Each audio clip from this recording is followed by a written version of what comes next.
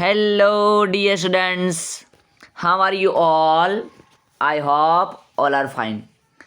વિદ્યાર્થી મિત્રો, પ્રમિતા એજ્યુકેશન વતી હું પ્રતિક કાચરિયા આપ સૌનું હાર્દિક સ્વાગત કરું છું. વિદ્યાર્થી મિત્રો, આજે આપણે વિજ્ઞાન અને ટેકનોલોજીમાં ધોરણ 8 પ્રકરણ નંબર 13 જેનું નામ છે ધ્વનિ, એના વિશે આજે આપણે વિસ્તૃત અભ્યાસ કરવાના છીએ. જો વિદ્યાર્થી મિત્રો તમે અમારી યુટ્યુબ ચેનલ પર નવા હો તો અમારી યુટ્યુબ ચેનલને સબસ્ક્રાઈબ કરો અને બાજુમાં આપેલ બેલ આઇકન પર ક્લિક કરો, જેથી અવનવા વિડીયોની અપડેટ હંમેશા તમને મળતી રહે. વિદ્યાર્થી મિત્રો, તમે અમને ફેસબુક, ટેલિગ્રામ અને ઇન્સ્ટાગ્રામમાં પણ જોઈન કરી શકો છો, જ્યાંથી તમને વિડીયોની નવી અપડેટો મળતી રહેશે. આપણે આજે નવું ચેપ્ટર શરૂ કરવા જઈ રહ્યા છીએ, જેનું નામ છે ધ્વનિ. ધ્વનિને આપણે ઇંગ્લિશમાં કહીએ છીએ સાઉન્ડ. પ્રકરણ નંબર 13 છે, ધોરણ 8.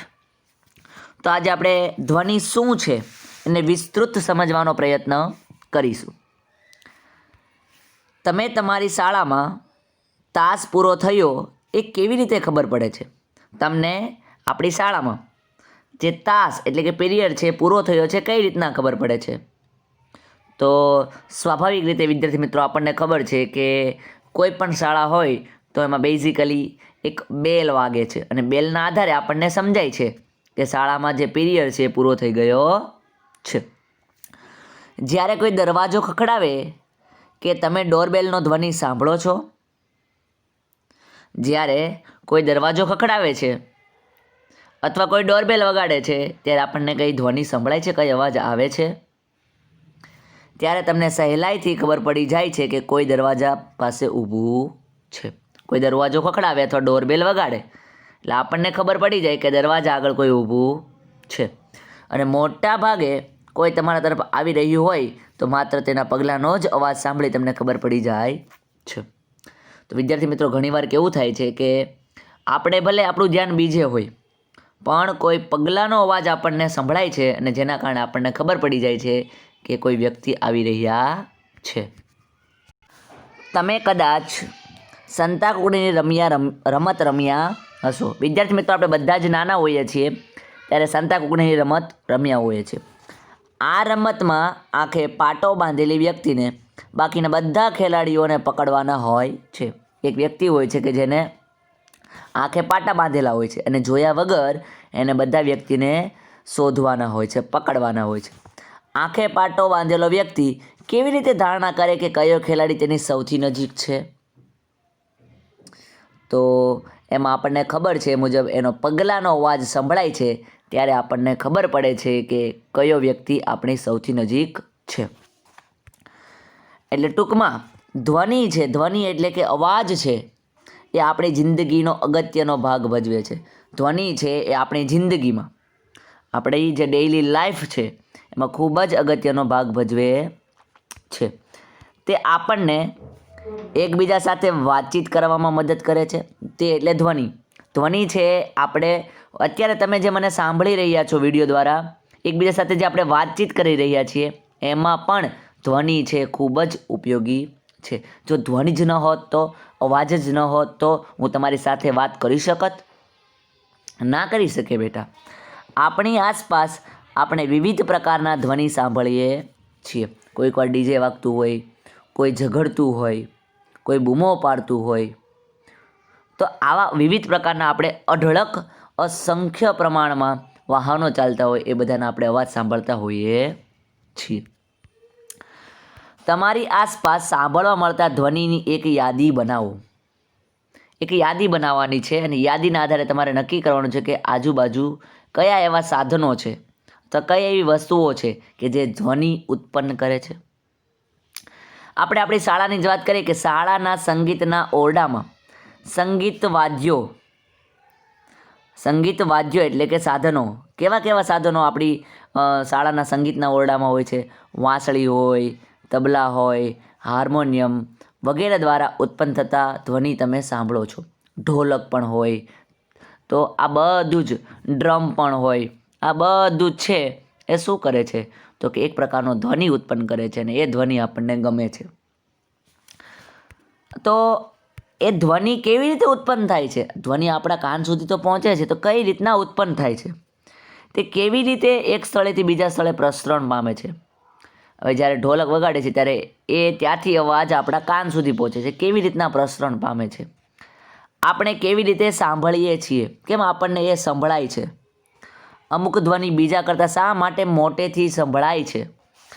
આવા પ્રકારના પ્રશ્નો છે એ આપણે પ્રકરણમાં સમજવાના છે. એની ચર્ચા આપણે આ ચેપ્ટરમાં કરવાના છીએ. ધ્વનિ કેવી રીતના ઉત્પન્ન થાય છે એ સમજવાના છીએ. પછી ધ્વનિ એક સ્થળેથી બીજી સ્થળે કઈ રીતના જાય છે એ સમજવાના છીએ. પછી અમુક જે ધ્વનિ છે જે મોટી રીતે આપણને સંભળાય છે, ધ્વનિ આપણને કેવી રીતના સંભળાય છે, આ તમામ પ્રકારના પ્રશ્નો છે એની ચર્ચા આપણે કરવાના છીએ. અહીંયા તમને દેખાય છે હાર્મોનિયમ, તબલા, સિતાર, વાંસળી વગેરે જેવા વિદ્યુતના સાધનો અહીંયા આપણને આપેલા છે. આગળ સમજીએ કે કંપન કરતા, કંપન એટલે થાય ધ્રુજારી. બેટા શું થાય?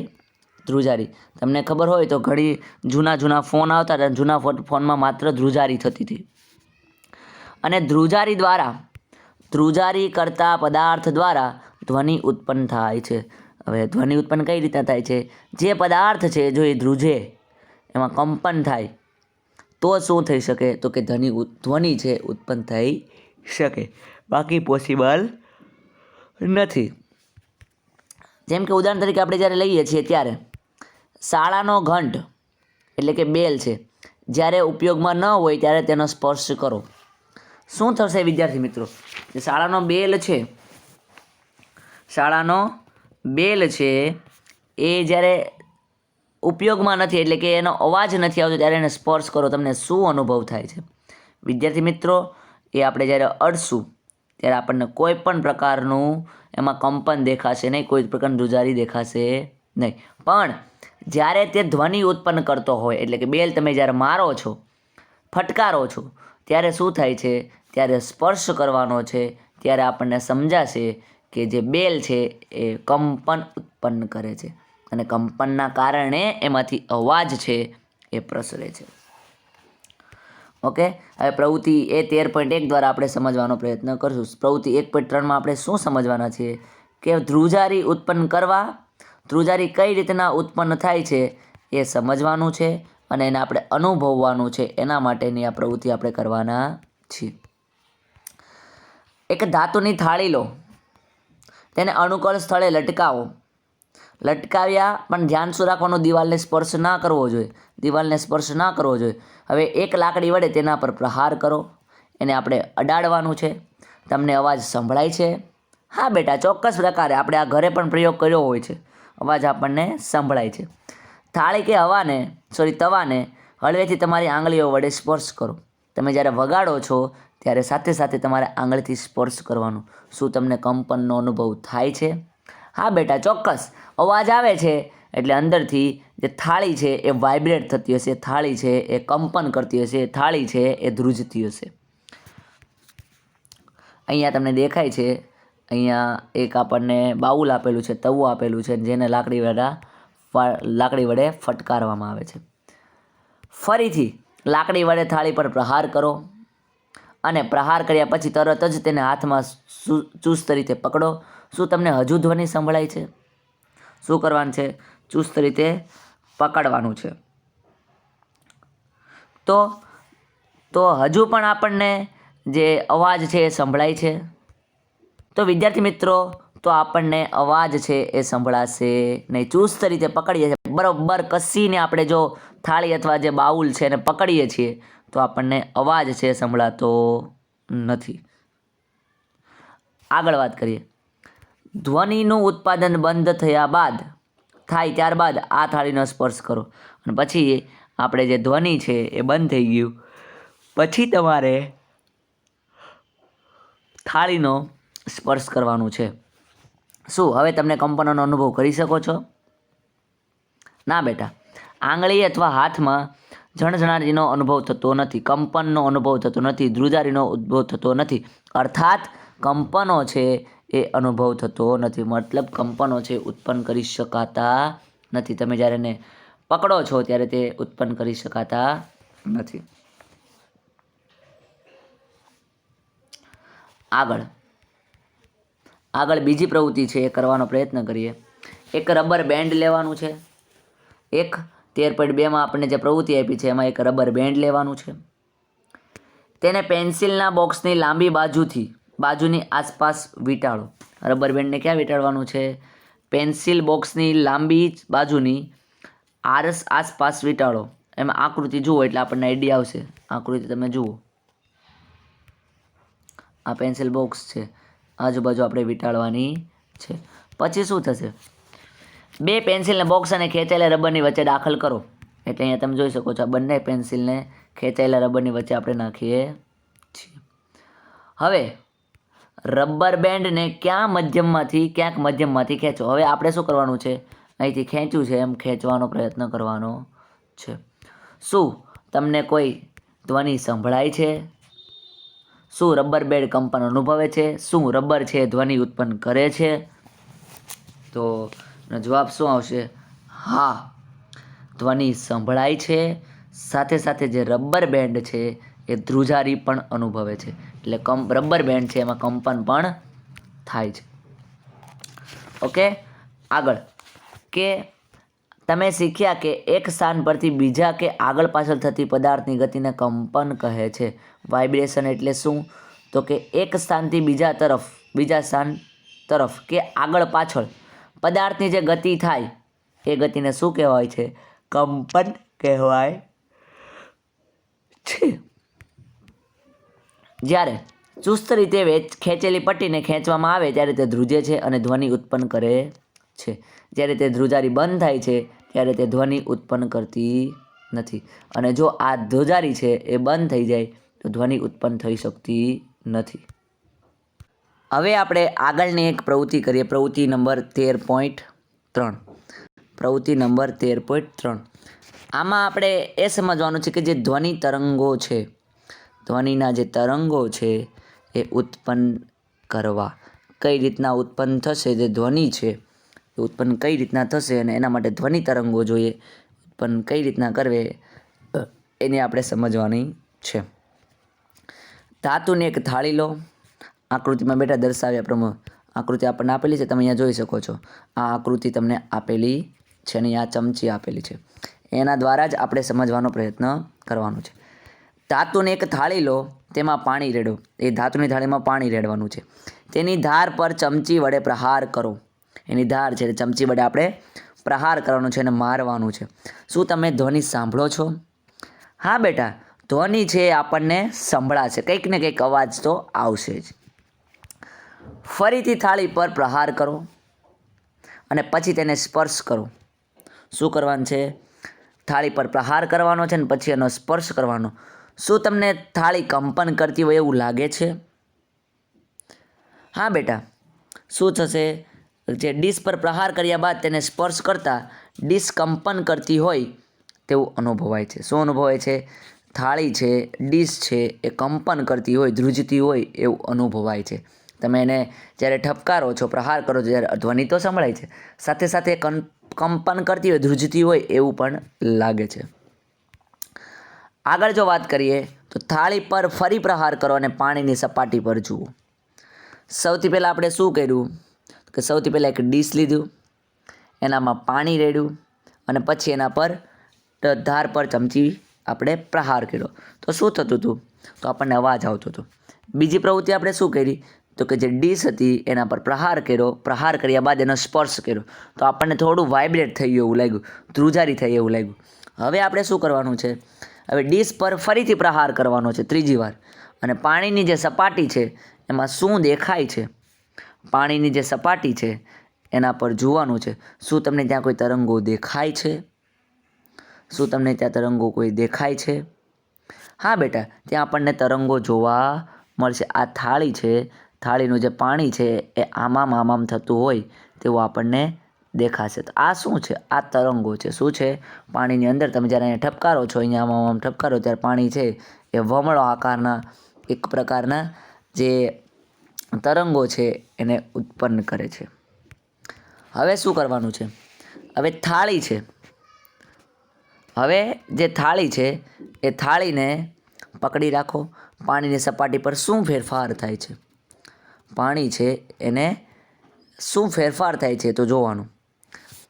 તો જે ડીશને જે થાળી છે એને પકડી રાખીએ આપણે ત્યારે પાણીની સપાટી પર જોવા મળતા જે અમુક તરંગો છે એ ઝડપથી અદૃશ્ય થઈ જશે. શું થશે? ઝડપથી અદૃશ્ય થઈ જાય છે. અને સાથે સાથે હાથમાં સહેજ ઝીણઝણાટીનો અનુભવ થાય છે, કારણ કે ડીશને પકડતા તેના કંપનો ઝડપથી કંપ વિસ્તાર ઘટવાથી ધીમા થઈ પડી જાય છે. કેમ ધીમા પડી જાય? કારણ કે આપણે એને પકડીએ છીએ, એના જે ધ્રુજારી છે એને આપણે પકડી રાખીએ છીએ, જેના કારણે જે તરંગો છે એ ધીમા થઈ જાય છે, ઓછા પડી જાય છે. તેથી તેમાંથી તરંગો ઉદ્ભવતા બંધ થઈ જાય છે અને પરિણામે પાણીની સપાટી પર તરંગો જોવા મળતા નથી. આમ જો આપણે કહીએ તો શું ત્યાં જે આપણે અહીંયા જે પ્રવૃત્તિ કરી થાળીને ચમચી વાળી, શું ત્યાં પદાર્થના કંપનોને ધ્વનિ સાથે જોડતો કોઈ સંકેત મળે છે? એટલે કંપનોને અને ધ્વનિને કંઈ લેવા દેવા છે? હા બેટા, કંપન કરતી વસ્તુને જે વસ્તુ છે એ કંપન કરે છે, અને કંપન કરે છે એના લીધે શું થાય છે? તો કે જે કંપન કરે છે એના લીધે જ ધ્વનિ છે ઉત્પન્ન થાય છે. શું થાય છે? ઉદ્ભવે છે. અને જેના પરિણામે સ્વરૂપે એટલે પુરાવા સ્વરૂપે આપણને પાણીની સપાટીમાં અમુક તરંગો જોવા મળે છે. શું જોવા મળે છે? અમુક તરંગો જોવા મળે છે. આપણે જે પ્રવૃત્તિ કરી બેટા એમાં આપણે શું તારણ કાઢી શકીએ? શું નિર્ણય આપણે લઈ શકીએ? શું નિર્ણય લઈ શકીએ? કે કંપન કરતો પદાર્થ, જે પદાર્થ છે કંપન કરતો હોય તો એક તો ધ્વનિ ઉત્પન્ન કરે છે. કંપન કરતો જે પદાર્થ છે એ ધ્વનિ ઉત્પન્ન કરે છે, અને અમુક કિસ્સાઓમાં કંપનો સહેલાઈથી દ્રશ્યમાન થાય છે. અને અમુક કિસ્સામાં એટલે કે આપણે ઉપર જોયું એમાં સહેલાઈથી કંપનો આપણને દેખાતું તો આપણે અનુભવી શકતા હતા. અને મોટાભાગના કિસ્સામાં ધ્વનિનો કંપ વિસ્તાર ખૂબ નાનો હોય તો આપણે તેને કોઈ સ્વરૂપે જોઈ શકતા નથી, તેમ છતાં આપણે તેનો અનુભવ કરી શકીએ છીએ. તો અહીંયા આપણે એ સમજવાનું હતું બેટા.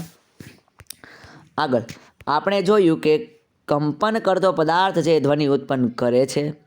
અમુક કિસ્સામાં કંપનો સહેલાઈથી દ્રશ્યમાન થાય છે, પરંતુ મોટાભાગના કિસ્સામાં તેમનો કંપ વિસ્તાર છે એ ખૂબ જ નાનો હોવાથી આપણે તેને જોઈ શકતા નથી, તેમ છતાં આપણે તેને અનુભવી શકીએ છીએ. આ પ્રવૃત્તિમાં આપણે એક નવો શબ્દ શીખવાનો છે અને જેનું નામ છે કંપ વિસ્તાર. કોઈ પણ દોલન એટલે આમથી આમ જવું ને દોલન કહી શકાય. દોલનના કંપનના વિસ્તારને જે ધ્રુજારી થાય છે, જે દોલનો આમ થાય છે જેના કારણે જે ધ્રુજારી થાય છે, અને એ વિસ્તારને શું કહેવામાં આવે છે? કંપ વિસ્તાર કહેવામાં આવે છે. વિદ્યાર્થી મિત્રો, આપણે આગળની પ્રવૃત્તિ કરીએ. એક પોલા નારિયેળનું કાચલું લેવાનું છે અને એક સંગીત વાદ્ય એક તારો બનાવવાનો છે. એક સંગીત વાદ્ય એક તારા નામનું એક સાધન આવે છે, એ બનાવવાનું છે. તમે માટીના ઘડાની મદદથી પણ તમે તે બનાવી શકો છો. જુઓ આકૃતિ નંબર 13.5. આકૃતિ 13.5 આપણને અહીંયા આપેલી છે, એ આપણે જોવાની છે. આ વાદ્ય વગાડો અને તેના કંપન કરતા ભાગને ઓળખો. કયો ભાગ આમાંથી કંપન કરશે એ આપણે જોવાનું રહેશે. તો વિદ્યાર્થી મિત્રો, આપણે એવું કહી શકીએ કે જ્યાં આપણે ઘસીએ છીએ ત્યાં કંપન થતું હોય તેવું આપણને લાગે છે. તમે પરિચિત જ છો તેવા સંગીત વાદ્યોની એક યાદી બનાવો અને તેમાં કંપન કરતા ભાગોને ઓળખો. ક્યાં ક્યાં કંપન થાય છે એ આપણે જોવાનું છે. તો કરીએ આપણે. વીણા છે, વીણા. તો વીણામાં કયો ભાગ કંપન કરશે? તણાયેલી દોરી. તબલામાં તો ખેંચાયેલી સપાટી જે મેમ્બ્રેન તરીકે ઓળખાય છે, ત્યાં એ તબલામાં ખેંચાયેલી જે દોરી છે એના કારણે ત્યાં કંપન થાય છે. પછી આગળ જો આપણે વાત કરીએ તો વાંસળી. તો વાંસળી છે એ હવાનો સ્તંભ હોય, જ્યાં હવા વધુ ભરાયેલી હોય ત્યાં કંપન થતું હોય તેવું લાગે છે. પછી આગળ ચોથું જો વાત કરીએ તો વાયોલિન. તો વાયોલિનમાં તો કે તણાયેલી દોરી તણાયેલી દોરી અથવા જે તાર છે એના કારણે કંપન થતું હોય તેવું લાગે છે. પછી ઢોલક. ઢોલક એ તબલાની જેમ જ હોય છે બેટા. ઢોલક એ તબલાની જેમ હોય છે, જેમાં મેમ્બ્રેન હોય છે, એટલે કે તણાયેલી ખેંચાયેલી જે ત્વચા છે, જે ઉપરની જે ચામડી છે એમાં. શરણાઈમાંથી હવાનો સ્તંભ આવે છે, જ્યાંથી આપણે હવા જઈ શકે છે. ત્યાંથી આપણે શું થાય છે તો કે કંપન થતું એવું લાગે છે. ઓકે, તો અહીંયા આપણે સમજ્યા. તમારામાંથી ઘણાએ કદાચ મંજીરા, માણ એટલે કે મોઢાવાળો માટીનો ઘડો, માટીના ઘડા અને કરતાલ જોયા હશે. આ વાદ્યો સામાન્ય રીતે દેશના ઘણા ભાગોમાં ઉપયોગમાં લેવાય છે. આ સંગીત વાદ્યોને ફક્ત ટીપવામાં કે અથડાવવામાં આવે છે અને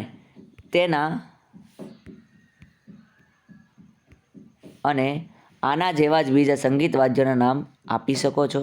તમે પણ એક સંગીત વાદ્ય બનાવી શકો છો.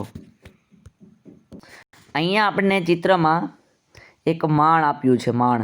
હવે આવું આપણે વાદ્ય આપણે ઘરે જાતે બનાવી શકીએ છીએ. આ માણ આપણને આપેલું છે અને અહીંયા તમે જોઈ શકો છો આ મંજીરા છે. ઓકે, આગળ કે 6 થી 8 પ્યાલા લો. હવે આપણે આપણી જાતે જ એક વાદ્ય બનાવવાનો પ્રયત્ન કરવાનો છે. કઈ રીતના બનાવશું? તો 6 થી 8 પ્યાલા અથવા ડબલા લો. પછી શું કરવાનું છે?